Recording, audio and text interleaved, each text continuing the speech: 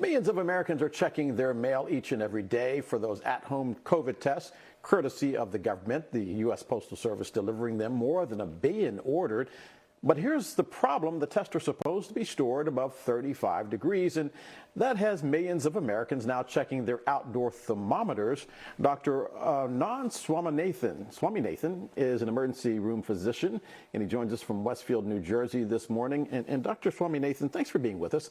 The boxes for these tests tell you to store them above 35 degrees for a reason. Can cold temperatures affect the accuracy of these tests, and if so, how?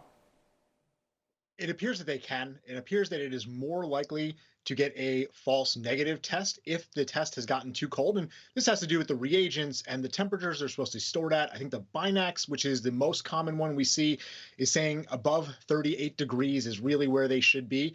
And so, yeah, if they're exposed for a long period to severe cold, they might not be as accurate. If they're out for an hour or so, it's probably not that big a deal. Definitely don't use them if they're still frozen.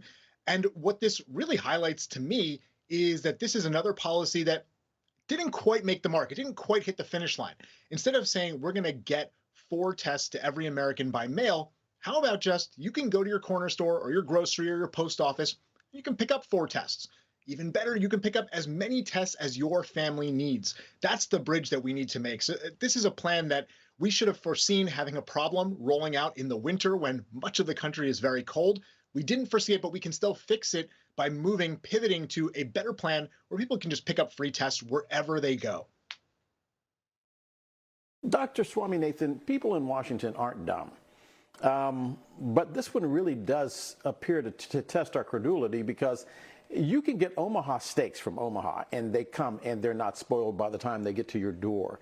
Why is it that we can get steaks mailed to us in a day or two, but we can't get COVID tests, something that we knew was vitally important? And also keep in mind, everybody in Washington knows that everything that has to do with COVID that this government does is going to be under the microscope. How did this happen? I think it's the lack of foresight, because you're absolutely right. We have known that tests are incredibly important. We've known this for 2 years. And yet here we are still having trouble getting tests to people, getting free tests to people. I have family in Europe who say they go to their grocer, they can pick up 7 tests a day, 8 tests a day for free. We don't have that system in place, and that's a real problem. What we can do, though, and what we should be focusing on right now as Omicron starts to subside, as numbers are coming down, instead of focusing on whether we should be wearing masks or not, how about we focus on the things that we know will make a difference when the next surge comes, whether that be next winter, whether it be this summer. So that is ramping up tests, getting tests to people where they are. Let's pick them up in your church. Get them at school. Your kids come home with a 4-pack of tests in their backpack from school. We can do those things. And then we need to invest. We need to invest in public health. We need to invest in ventilation. That's another piece of infrastructure that we can do. If we want to send our kids safely to school, let's get them good ventilation, not just for COVID, but for every respiratory infection that is ever going to come down the pipeline. These are the things that we need to be doing while we have an opportunity. And of course, the last and probably the biggest thing is to ramp up vaccinations both within the country and also globally. Dr. Swaminathan, is it possible that people at the CDC and Dr. Fauci might just be a little gun shy? I mean, after all, they only threatened himself and the lives of his family, and everything that they have done has been criticized. Yesterday, he actually came out and said that he believes that we are about to move from the pandemic stage to the endemic stage, but it was almost said so quietly because we're living in fear of knowing that this virus has kicked our butts at every twist and turn. But are you starting to see light at the end of the tunnel? I would love to say that I am, and I believe in Dr. Fauci, and I think that if he is saying that, he has good reason to say it. I don't think we're quite there yet. I think when we are still seeing over 2,000 deaths of Americans every day, it's hard to say that we are seeing an endemic phase coming around. And every time we've tried to predict where we're going with this pandemic, we've been wrong. And so instead of making predictions, what we should be doing is buttressing our system, figuring out if we want to remove restrictions, what are those metrics that we need to meet, whether it be in schools, whether it be in a town, in a county, in a state, and then also with those metrics of when we need to reimpose restrictions. We need to be flexible on both ends.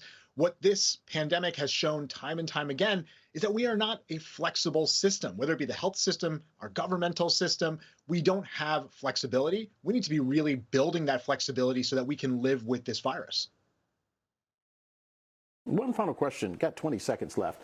But if my steaks come from Omaha Steaks and they're bad, I know it. They're gray. They smell bad. How do I know if my tests are bad? A lot more difficult. It's going to be tough for us to know. If you know that they have been outside for a couple of hours, they're probably not going to be accurate.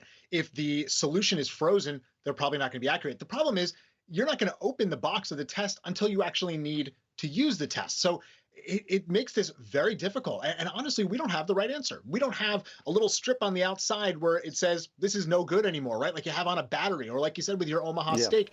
We need to have something like that. Or we need to just not be leaving them on people's porches. Go to the store and pick them up. Dr. Anand Swaminathan. Doctor, thank you very much for being with us. You're watching DC Today.